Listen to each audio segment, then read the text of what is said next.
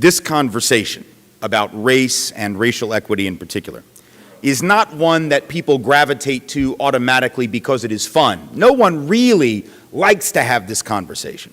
And I'm not saying that just from my own 23 years of experience. I'm saying it based on what the social science research actually tells us. The research has actually been done on this, and it finds that neither people of color nor white folks really enjoy having discussions about race and racism and racial discrimination or inequality. And that's for different reasons, but both of those reasons are worth exploring. So for people of color, for instance, what the research tells us is that for black and brown folk, they really don't like talking about this with white people in the room.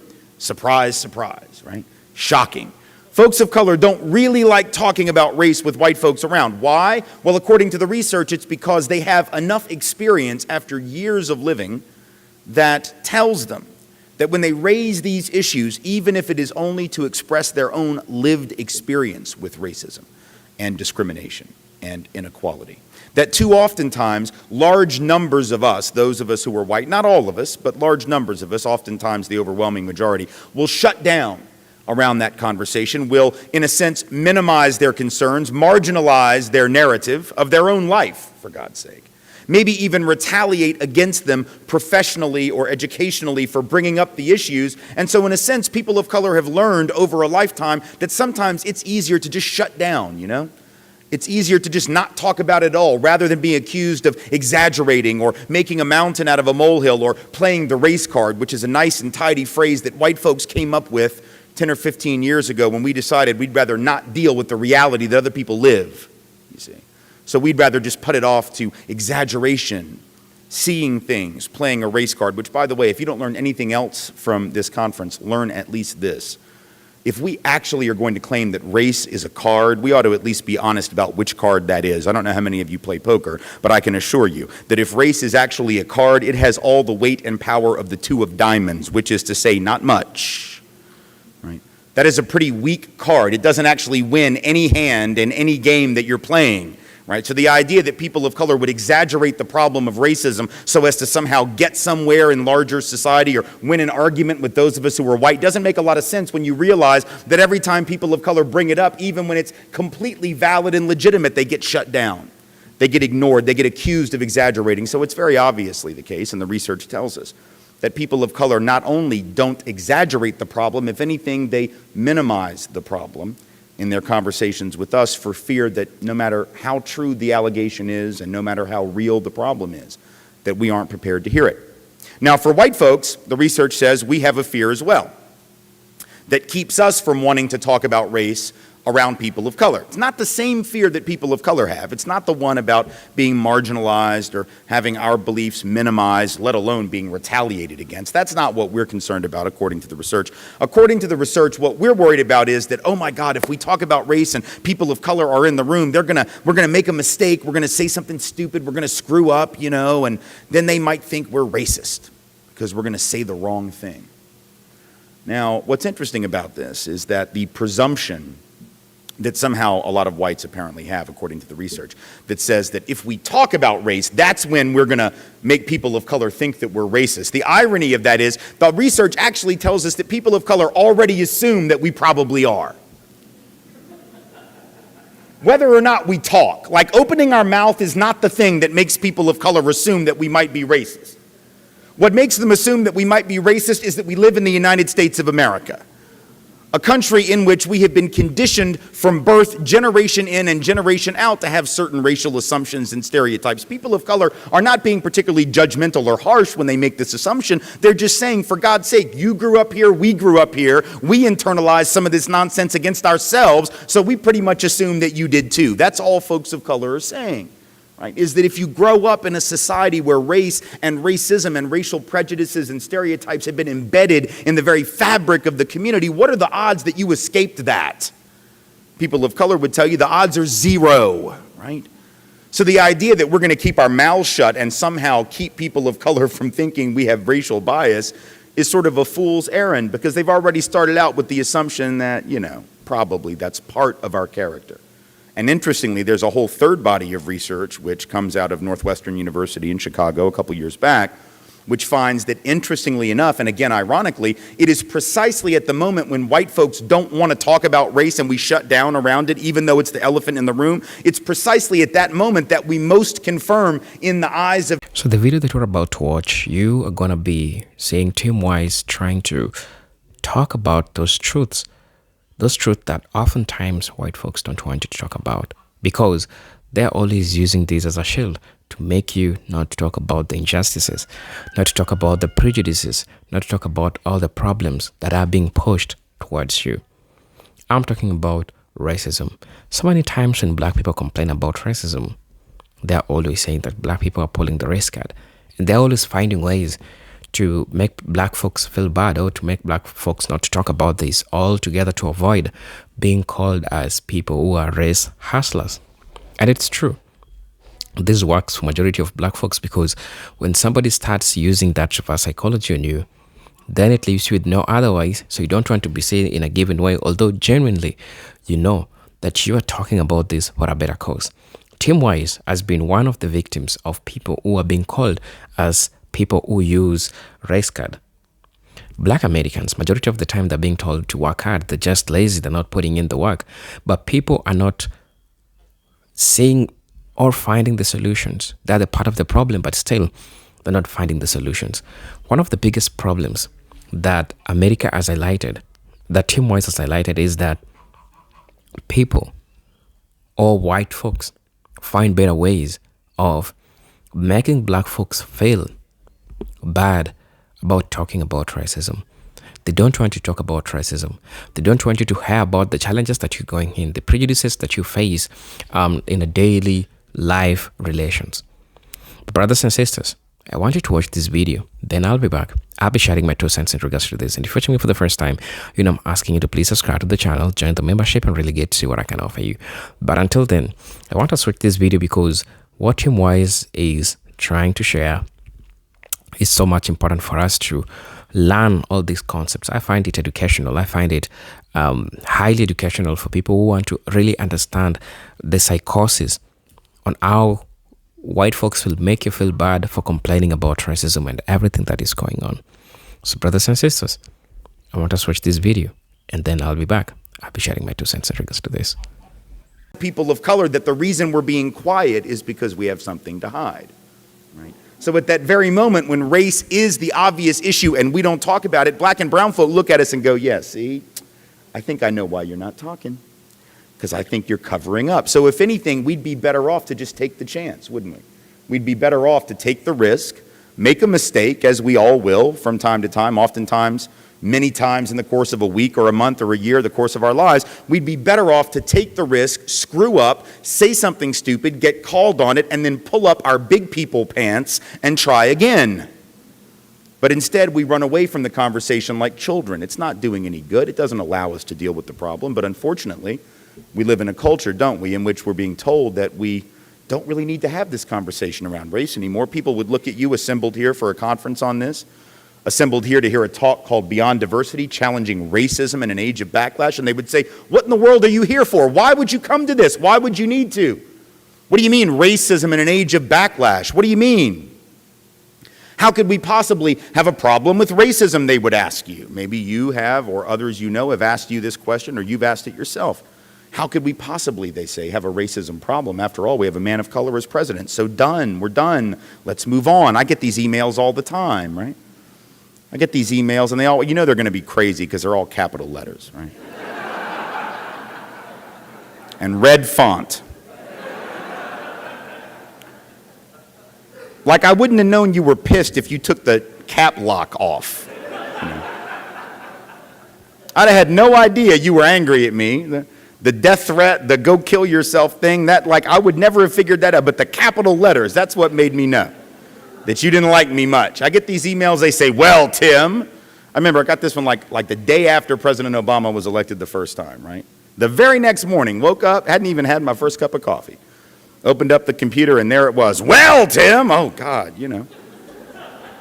Looks like you're gonna have to get a new hustle, because that's what this is. It's a hustle. Because I can very distinctly remember being 20 years old, looking in the mirror and saying to myself, now what is my hustle gonna be? And I thought about it for hours, days, weeks, and finally I concluded, because who wouldn't, that my hustle should be fighting white supremacy, because that always works out so well for those who choose that line of work. You're going to have to find a new hustle, aren't you? Because now that President Obama is president, right, racism is obviously dead. So what are you going to talk about now? You know, and I heard that over and over, and I'm sure you've heard some iteration of it in the course of the last 5 years or so. This idea that the man of color being president somehow suggests that racism has been either eliminated or at least diminished to the point where we really don't need to have conferences about it anymore or talk about it as a serious social problem. I would like for you to process this logic with me for just a second. It won't take long, and then we can move on to more serious matters. To suggest that individual accomplishment on the part of a man of color tells us something about larger systemic truth is by definition irrational. How do we know that? We know it because we can think of other examples that prove it. If I were to tell the women in this room, for instance, that if you really wanted to have equal opportunity in society, you should move to Pakistan, Israel, India, Great Britain, or the Philippines. Why? Because they've all had women as heads of state. We still haven't. I'm imagining that every woman in the room would know that was irrational advice.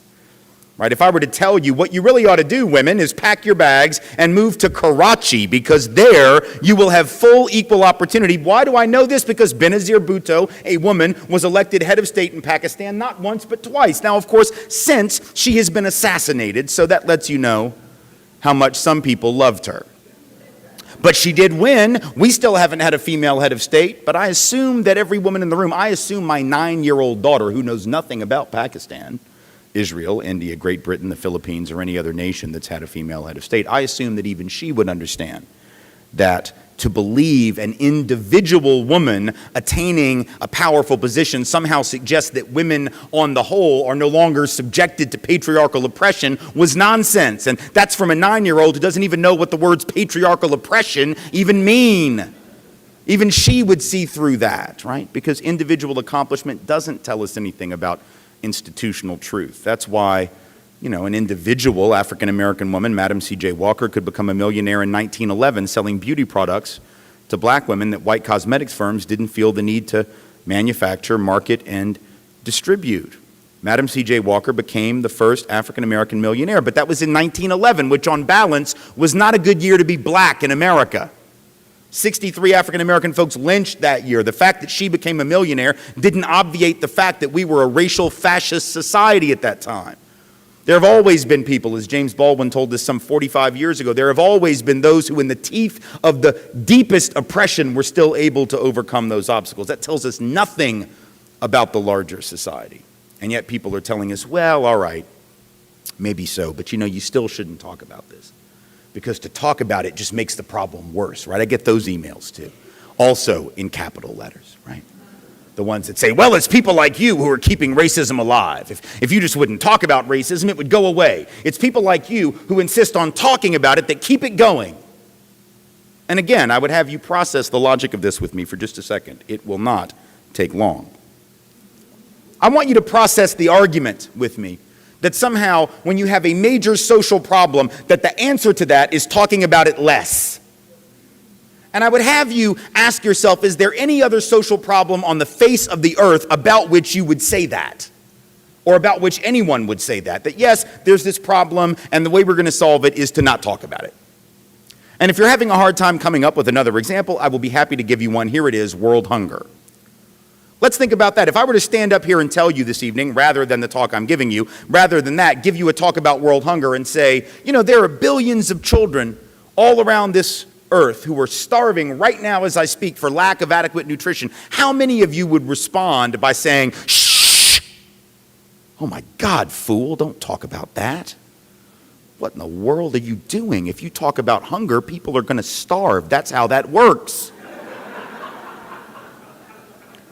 My God, what kind of fool are you?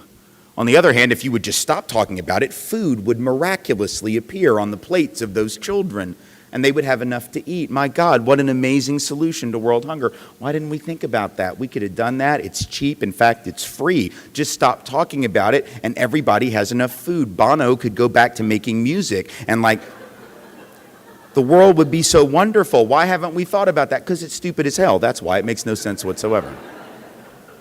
You worried about crime? That makes sense. I'm worried about crime. Crime's a problem. I've been held up at gunpoint, had my apartment broken into many years ago, had my car broken into, right? I've been the victim of crime. Shh. My God, don't talk about crime. You talk about that, someone's going to get carjacked this evening. You just wouldn't talk about it. We could empty the jails and prisons, fire all the cops. My God, what an amazing answer to the problem of crime. No, it's not. It's ridiculous. Makes no sense, and we wouldn't suggest it about any other problem. But about this problem, we're being counseled that we should speak less. We should be, in effect, color mute, right, which is the verbalization equivalent of colorblind, right? Let's not think about it. Let's not talk about it. Let's not discuss it, because the more we discuss it, the bigger the problem it becomes. See, that is the difference between the way that white folks, by and large, and people of color, by and large, come to this issue of race. Too many of us in the white community believe that we need to talk about it less, notice it less. My God, let's not see color. Let's not think about color. People of color understand that if you don't see color, you don't see the consequences of color, you see. As Julian Bond, civil rights legend, tells us. To be blind to color is to be blind to its consequence. And if you don't understand the consequence of color, all you need to do, and this is particularly pertinent right now, is think about the way in which this country responds to terrorism when it is perpetrated by brown folk as opposed to when it is perpetrated by white folk. Now, I don't know if you've seen the images that have been released in the last 2 hours of the suspected bombers in Boston, but they are not as they were reported to be. You remember yesterday and the day before, it was, dark-skinned male being sought.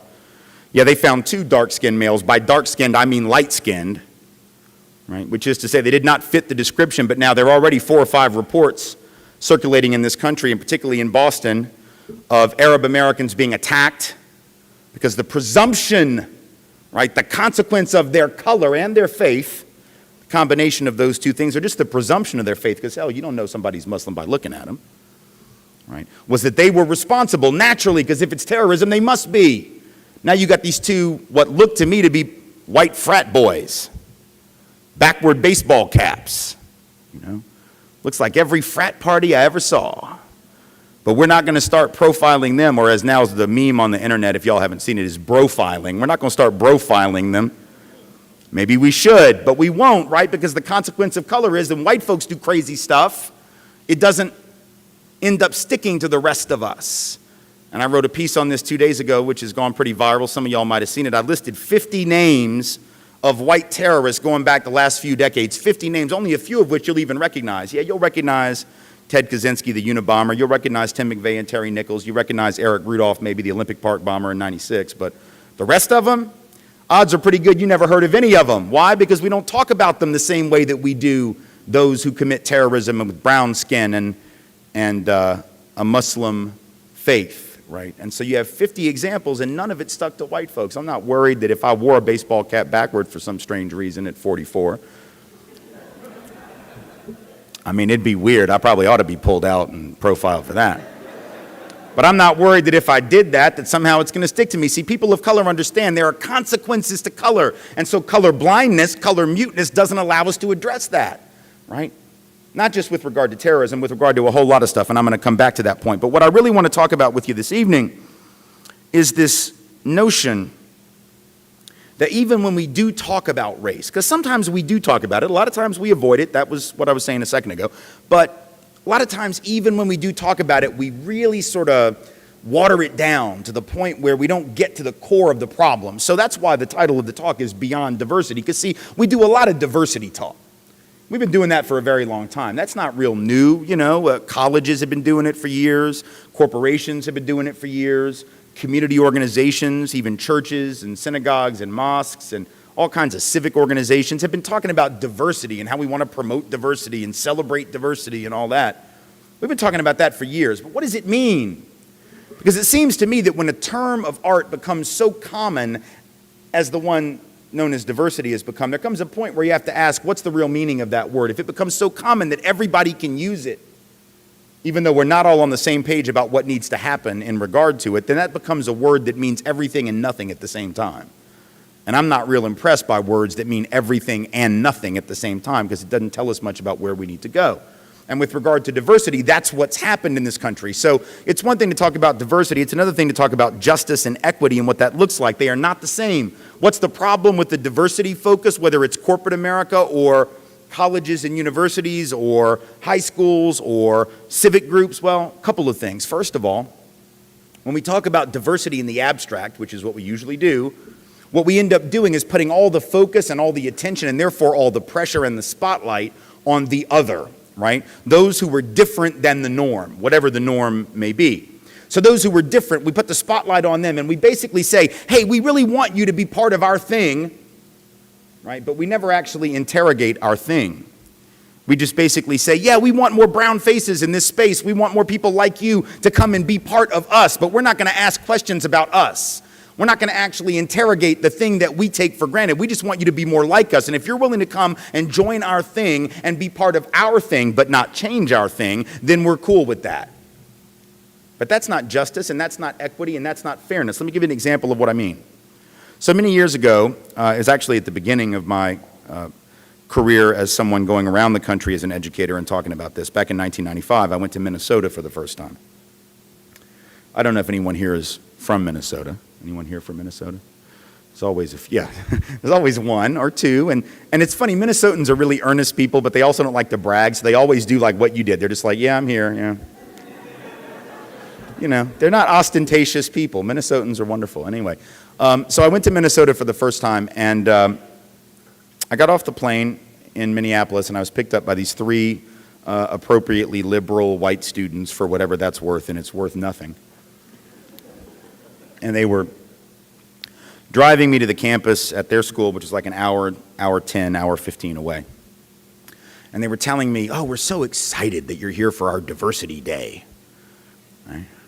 And I remember being scared to death by that comment, because I thought to myself, well, now, if you have a diversity day, I think I know what the other 364 days might be like. And I'm a little worried about that. But hey, you know, I'm new to this. I got to pick my fights. You know, I'm not going to make a big deal out of that. So I told them, hey, cool. You know, that's awesome.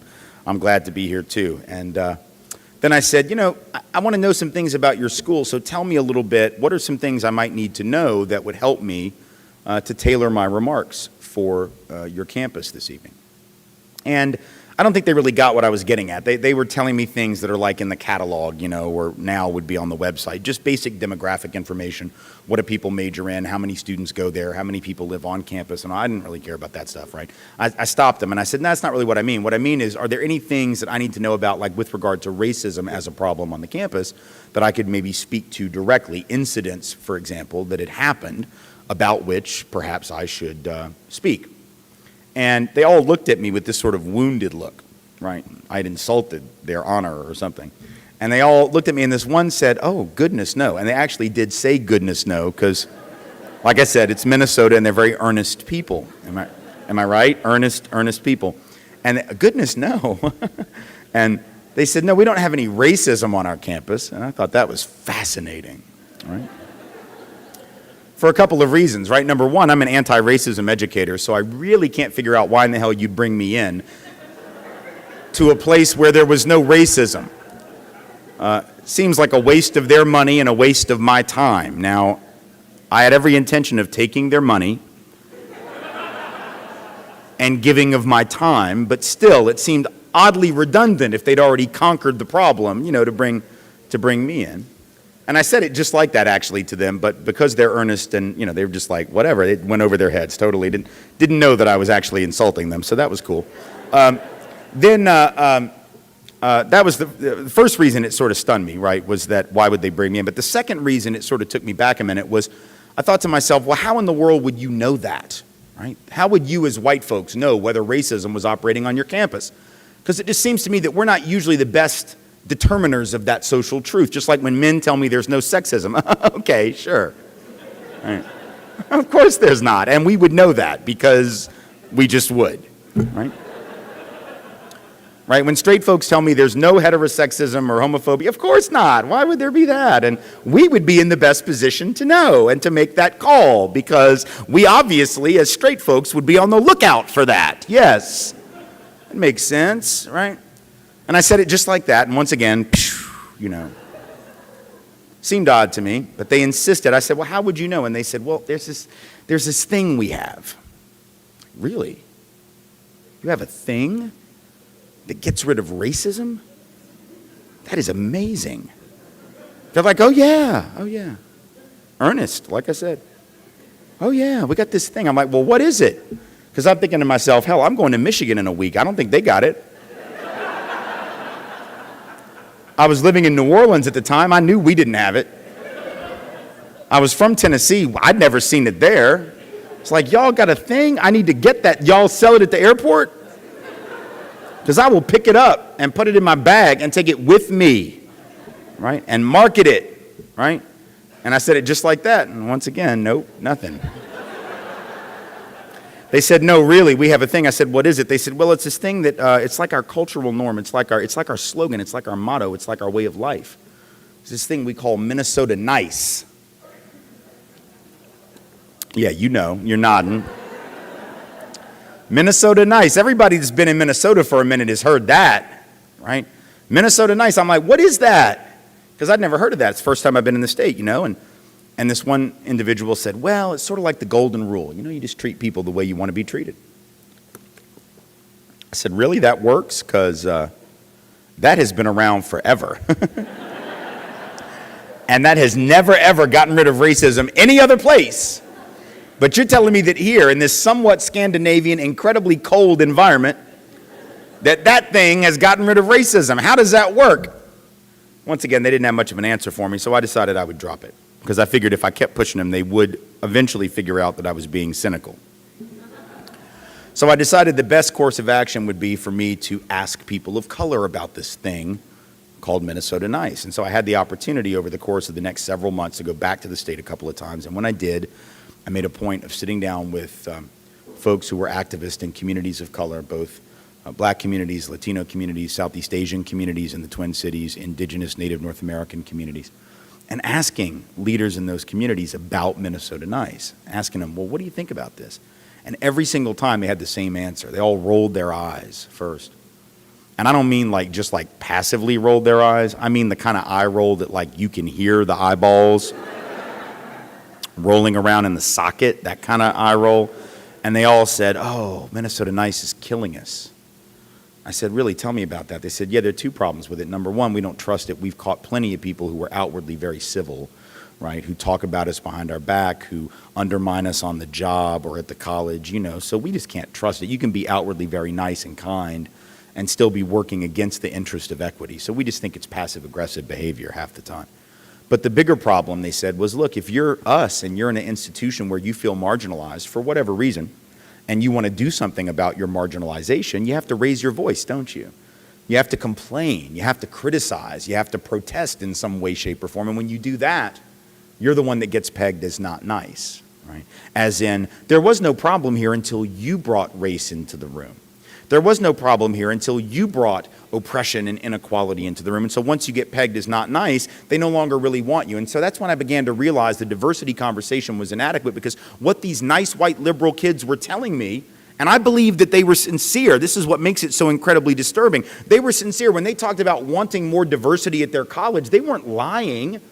They weren't being disingenuous. They really meant that. They would love, I think, to have had a more diverse institution, but only insofar as that diversity would fit within the confines of what they took for granted as a cultural norm. Minnesota Nice. But if it was going to be people of color who were going to come and say, actually, this thing y'all think is nice is not so nice to us. This thing that y'all think is good and actually empowering and fun and cool actually feels marginalizing to us. It feels oppressive to us. We don't want any part of it. Then all of a sudden, they would be the problem. So it was only diversity within the confines of the dominant cultural norms. That is to say, what we end up doing too often is we say, yeah, y'all come be part of us.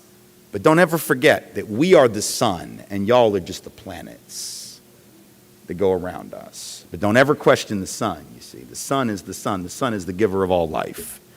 And we will determine the norms in our institution. What are the institutional norms that we sometimes take for granted that we need to think about? Because again, I think that's the issue. We don't think about them. We take them for granted. We don't realize that the things that we might assume are normative and fine aren't that way for everyone. Let's think about the labor market for a minute.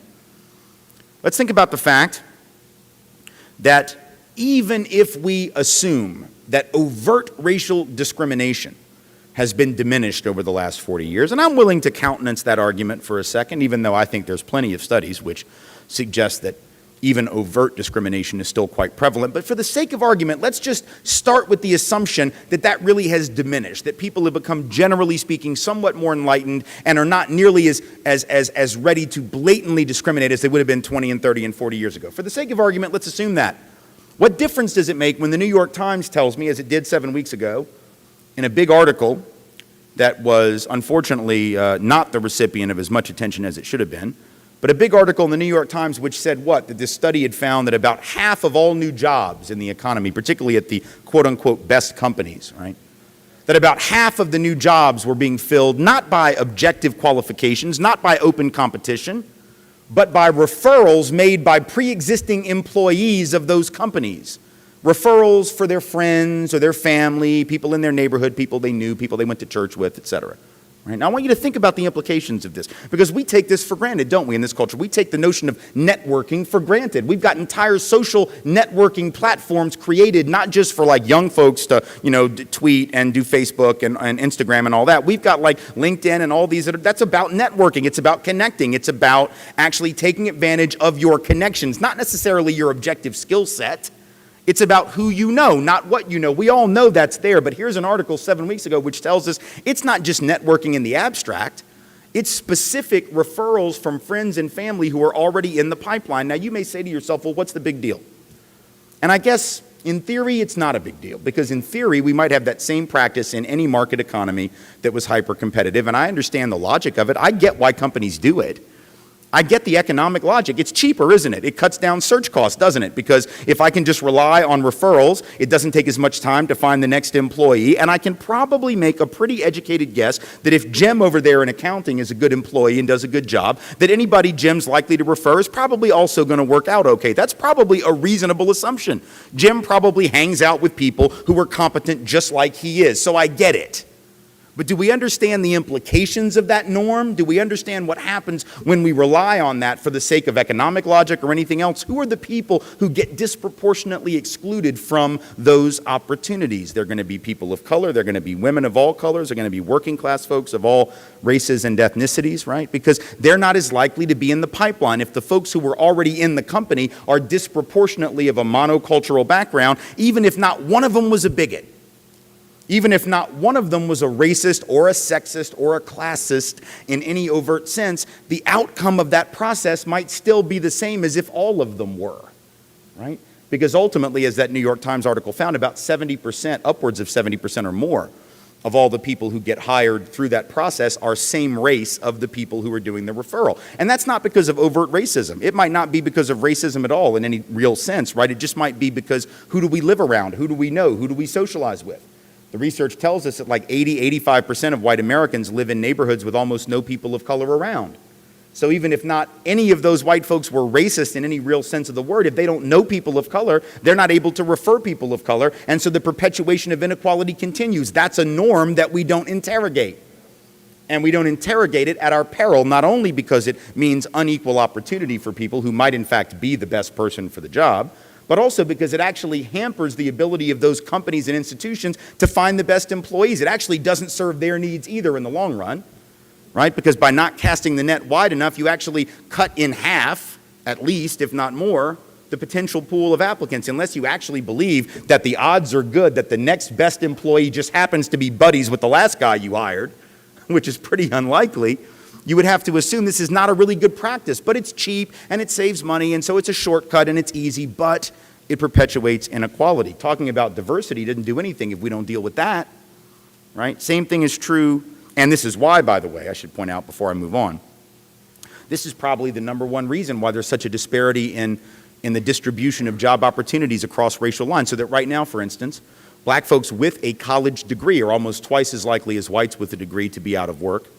Latinos with a college degree are about 50 to 60% more likely than whites with a degree to be out of work. Asian Americans with a degree are about 1/3 more likely than whites with a degree to be out of work, right? And it's not necessarily because they're the victims of overt discrimination. I mean, some might very well be. There certainly is some research to suggest that. But the point is, these disparities could just as easily be happening because of the disparate networks that are the legacy of a history of racial inequality in terms of housing, where people live, where they go to school, who they know, who they went to college with, who they associate with and socialize with. It might be very benign in the sense of any overt prejudice, but the outcome is not benign. And people of color, when they think of racism, that's what they're thinking about. They're thinking about outcomes. The problem is those of us who are white, we're looking for intent. That's what the research tells us, right? A lot of the times we don't think it's racism unless I meant to hurt you. So like if I tell a racist joke but I didn't mean to offend you, oh, I'm sorry you got offended. What kind of apology is that? I'm sorry that you got offended, right? Or if I say something that's racist and if I didn't mean to injure you, right, then it's not really a problem. So if you have these parties on college campuses, this happens every year, usually 5-6 times a year, right, where students, white students on college campuses put on blackface, makeup, put on gold chains, walk around with 40-ounce bottles of malt liquor, having what they call a ghetto party. They don't think that's offensive. We didn't mean to offend you. We had no idea it was going to be offensive. Now, aside from the ridiculousness of actually not realizing how offensive that is, I mean, it's sort of hard for me to buy that. But even if I buy it, right, what difference does it make what my intent was if someone gets hurt? See, injury is never injury from the injurer. It's only injury from the perspective of the injured, right? No rapist ever thought he did anything wrong. But the women who have been violated by those rapists and the men who occasionally are as well, they actually know there was an injury. The fact that the perpetrator didn't see it really doesn't matter. If I am in a cafeteria lunch line and step on your toe and break it, you don't really care, do you? Whether I woke up this morning in my hotel in Ann Arbor, Michigan and said to myself, oh, I'm going to break some toes today. My intent is not the thing that you're looking for to determine whether I'm actually guilty of perpetuating an injury, right? We got to look at the outcome of things, not just the intent. In a legal sense, the intent might matter in a court of law. We're not talking about legal jurisprudence here. We're talking about philosophically, socially, morally, ethically understanding racial disparity and inequality. It's not just the job market, though. The educational system is the same way. Think about this, right? Putting aside whether there are any racist teachers out there at all, any racist principals in the K-12 system, I mean, let's just say for the sake of argument that there weren't any. And I don't believe that, by the way. But let's just say for the sake of argument, there are no actual racists in any formal sense, in any real blatant sense, in our school systems. But we have a school system, do we not, that perpetuates racial inequality and not in a way that can really be thought of as accidental, to be honest. Think about this. We live in a society where we actually, not only do we have a profoundly unstandardized school system in our society, we actually brag about that. Right? We're actually proud of it. We're proud of the fact that we don't have centralized planning for schools. My God, we don't want big government picking our curriculum and setting the standards and doing all the funding. We like local control. We like having thousands of independent school districts with wildly disparate resources, and we call that a good school system, even though every country against which we compete does it exactly the opposite way. And has a highly centralized system where the funding is largely centralized and the standards are largely centralized. But by God, we're so afraid of tyranny that we'd rather have local people, because you can't have local tyranny, only federal tyranny. So by God, we're going to have local school. You could teach whatever you want at the local level. You want to teach that the sun revolves around the earth? Okay. That's fine, because we wouldn't want the government setting science standards, right? Even though every other country sort of does that, and you sort of see the results of what they do as opposed to what we do, but whatever. We're proud of our unstandardization, but then here's the problem. So we spend 12 to 13 years, K to 12, 13 years, unstandardized, sending kids to unstandardized schools with unstandardized curriculum, unstandardized funding, unstandardized teacher training, coming from unstandardized neighborhoods, unstandardized families in terms of resources, and at the end of that, we give them a standardized test. 13 years of deliberate inequality that we not only acknowledge but brag about, and then we say, here, take this test and let us know if you learned this stuff that we didn't even teach you. And then we're shocked when they don't actually know the answers to the questions that we never taught them. And then we say, see, you're not prepared to go to college, or at least not this college, maybe this one, but not that one. And we call that justice. We actually have a system that's predicated on that, whether it's based on overt racism or not, right? Right, we do that. That's anybody that's an educator knows most of the standardized tests that we give beginning in kindergarten, first grade, second grade are what are known as norm reference tests. What's a norm reference test? It's a test where it's not about how much you know in the abstract, right, in terms of the actual material that you've been taught. It's about what you know relative to somebody else who took the same test. So in other words, in a norm reference test, by definition, 50% of the test takers have to score in the bottom half of all test takers, no matter how many of the questions they got right. And 50% of the test takers have to score in the top half, no matter how many of the questions they got wrong. 10% in the top 10%, 10% in the bottom 10%, et cetera. In other words, by definition, 50% have to fail in order for the test to be considered successful. Think about that, failure as evidence of success. Now, that's not the only way you can test people. You can do what are called criterion reference tests, right, which are the kind of tests that you take in a normal classroom where the teacher teaches you the material and then you have a final exam, and theoretically everybody could score 100. Because everybody could theoretically learn the material. And if everybody scored a 100, they'd all get A's, and it wouldn't be, oh, well, half of y'all are in the bottom half. No, everybody would get an A. But we don't do that in the larger systemic sense in our schools. We actually have a system that's predicated on the notion of inequality deliberately, on segmenting people deliberately. Why do we do it? Well, maybe it's about racism, but maybe it's not. I will tell you this much, I think it's pretty obvious why we do it, regardless of whether it's deliberate racism. I think it's because we have a labor market that's predicated on inequality, and you've got to slot people in to that system. What do I mean by that? Real simple. Here it is, bottom line. If everybody goes to college, who's going to pick up the garbage in my neighborhood on Wednesdays? If everybody goes to college, who's going to change the bedpans at the hospital? If everybody goes to college, who's going to change the sheets at the hotel where I'm sleeping this evening? We have a system that's predicated on the idea that those of us with college degrees, we're too good for that work. That's why we went to college, right? So we didn't have to do that work because that's beneath us somehow, even though that's the most important work that gets done in this society. You want to actually talk about the most valuable work that gets done in this country? It's those men that pick up that garbage every Wednesday in my neighborhood, because if they don't come for like 5 weeks, if they just decide to hell with this, y'all pay us $21,000 a year, we're done. We're striking for like 5 weeks. Good luck, y'all. We are screwed in my neighborhood. I don't know where the dump is, where the recycle place is. Hell, we will have bubonic plague on my block. That's how valuable those men and the service that they provide for very little wages and no real benefits or protections, that's how valuable that is. But we pay them like nothing. Meanwhile, 3 doors down, there's a pharmaceutical sales rep, makes 6 figures selling Viagra. Okay. Now, if he doesn't show up to work for 5 weeks, I understand, some people will be upset. I get it. But now here's the deal, life will go on. In fact, they'll find somebody else to sell the Viagra. It will get sold, it will get distributed, it will get taken. Life will go on. He could go out of town for like 6 months, the world wouldn't change. He could go on strike, quit his job, drop dead tomorrow. Not that I want him to, he's a nice guy, but honest to God, like the service that he provides to this society is nothing compared to what those individuals or the men and women who take care of old folks in nursing homes, because we dump them in those places in this society. Those are some of the most valuable people we have in this country. We pay them $18,000 a year on average, $19,000, $20,000 a year. It's got nothing to do with merit, nothing to do with the utility that you provide. It's everything to do with whether you can monetize the product that they create. And so those men who pick up the garbage, it's hard to put a dollar figure on that, isn't it? Because you can't sell the garbage. So if you can't monetize it, you can't market it. Like, I don't even know how to price it in the free market. But that Viagra, oh, people pay good money for that, you see.